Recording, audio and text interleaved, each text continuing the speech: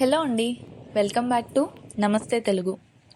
ఇప్పుడు మనం చూస్తున్న ఈ ప్రాంతం అమరావతి నిర్మాణంలోని ఐకానిక్ టవర్స్ నిర్మాణ ప్రాంతం. ఇదేంటి చెరువు కనిపిస్తుంది కదా, ఐకానిక్ టవర్స్ ప్రాంతం అంటావేంటి అని మాత్రం అనుకోకండి. ఇది ఐకానిక్ టవర్స్ నిర్మాణం జరుగుతున్న ప్రాంతమే.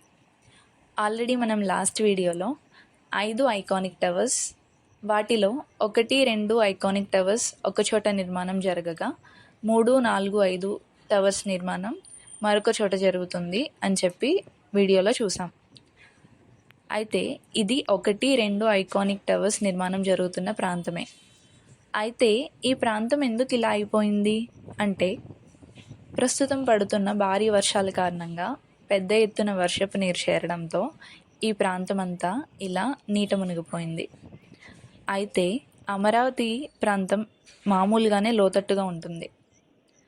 అందులోనూ వర్షాలు ఎలా పడ్డాయి? మామూలుగా పడ్డాయా?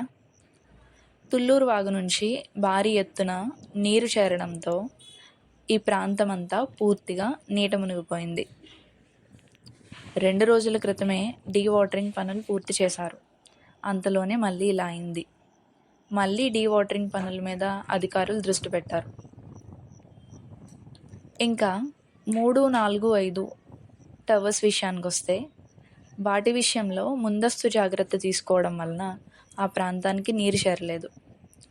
అయితే నీరు చేరిన ఈ ప్రాంతంలో advanced technology, high quality Motors use చేసి డీవాటరింగ్ చేయడానికి కూడా ప్రయత్నాలు చేస్తున్నట్లు తెలుస్తుంది.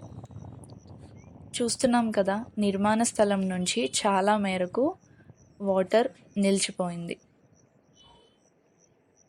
అయితే ఈ ప్రాంతం మొత్తం డీవాటరింగ్ చేయడానికి ఎన్ని రోజులు పడుతుందో చూడాలి.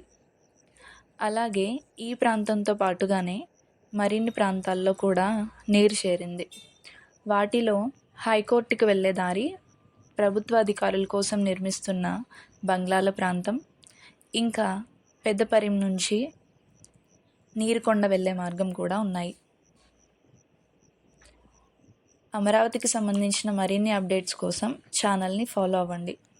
వీడియో నచ్చినట్లయితే లైక్, షేర్, సబ్స్క్రైబ్ చేసి ఛానల్ని సపోర్ట్ చేయండి. Thank you.